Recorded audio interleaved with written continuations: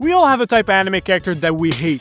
Stuff like the tsundere love interest, the self-assured main character, or the dense protagonist. They always get the spotlight. But today, we're ignoring those and focusing on the ones that get less screen time. These are the worst types of anime side characters. Let's begin.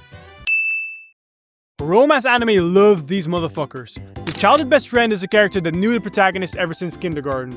You look at them, then look back at the main character, and think to yourself, how the fuck are these two friends in the first place? Because this is the type of friendship that doesn't make any sense.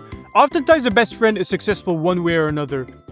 And then we have the protagonist who lacks any personality, he plays games, and jerks off to hentai.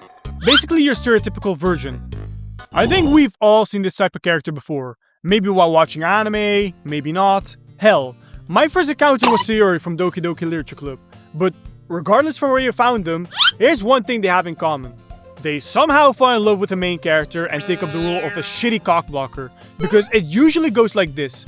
Some random love interest pops up, they build up to this relationship, and then the best friend pops up from the shadows just to act like a possessive ex. Either that, or they start confessing. You have 10 entire years to tell them you love them, but instead you're just waiting for competition? I don't know, bro, that just seems scummy as fuck. It's moments like that that makes me hate the childhood best friend. I haven't watched many anime that contain them, but I still have one in mind. Tsubaki from Your Lie in April.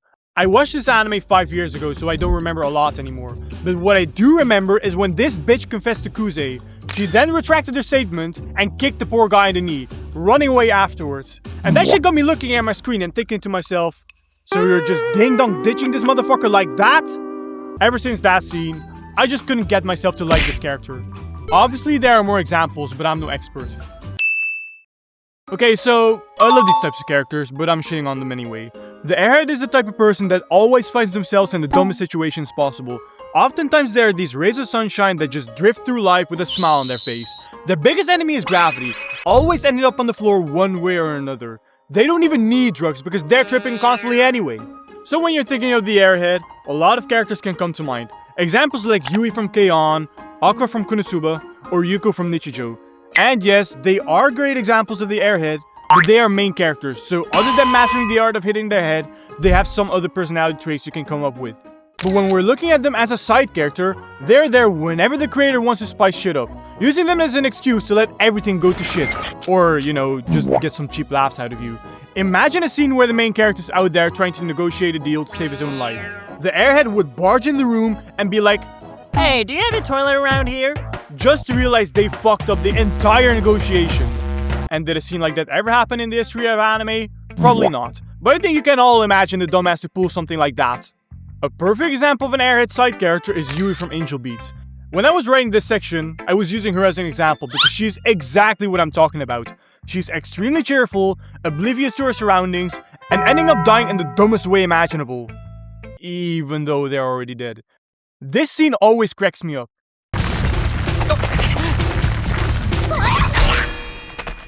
You can argue that she isn't a side character, and if you do, provide a better example in the comments. I'm waiting. You might be confused what I mean by the Commentator, so let me give you an example. So imagine this all-powerful villain capable of wiping out anyone that gets in their way. The hero of the story is a scrawny guy that just recently got transported into this dimension. You can imagine that they're inexperienced in PvP combat.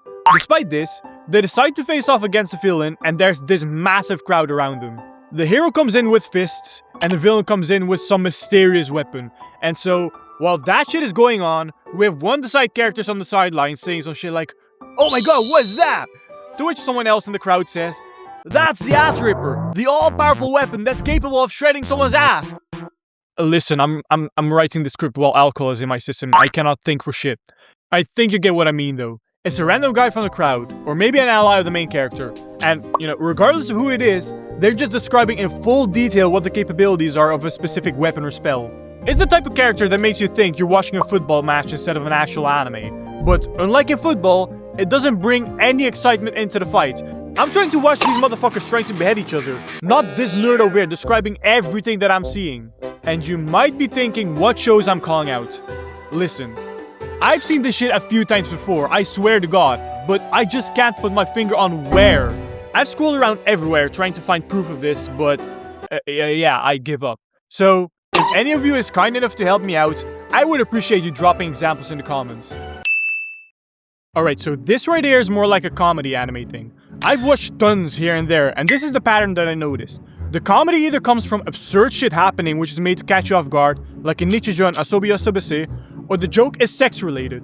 Examples like accidental grabbing, peeping toms, or someone just being an incel. And listen, before any of you come in with, "Oh, you're so easily offended, you silly little snowflake," here's my point of view. Jokes like that can be funny once in a while. I'm not completely against it. Shows like Grand Blue and Konosuba are some of my favorites because they have different types of jokes. But here's the thing. If the show repeats the same shit over and over, you'll get tired of it eventually. Like, imagine you and your buddy have this funny little inside joke. The first few times, alright, you might be cackling, you know? But I feel like all of you would want to smash your head in a wall if that same friend repeats the same joke every 10 minutes. Which is exactly the problem with these side characters. They're just there as comic relief, but the joke is literally that they can't get women. Getting to a point where an XX chromosome in their area is enough for them to spray out their nose while busting in their pants.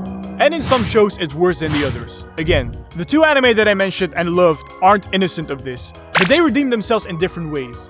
And then we have a show that took everything I said and went full-on overdrive with it. Prison School. I know there will be backlash with this one, but fuck it. This show made me feel sick. I was binging this because I wanted a funny comedy show, but it ended up with me losing my appetite. All the characters were so unlikable. Hana was obsessed with watching the main character take a piss, Andre loved kinky punishments, and then we have Joe. I'm sorry, but how are there people laughing for 12 episodes straight about this bullshit?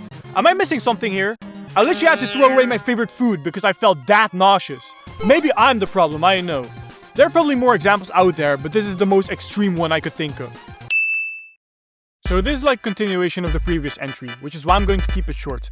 Because these are characters that haven't grown out of their pervy face yet. The pervy grandpa is the one character that always seems like the usual wise old man. The one that will give you some good advice and, he's jerking off to cupcakes. Yep, the show's creator just couldn't help themselves, could they? They took this likable character and pissed on it. And I feel like a lot of you would look at Dragon Ball Z. That's an obvious pick, isn't it? Well, no, I haven't watched that show, so instead we're looking at the one that I did watch, Shin-chan.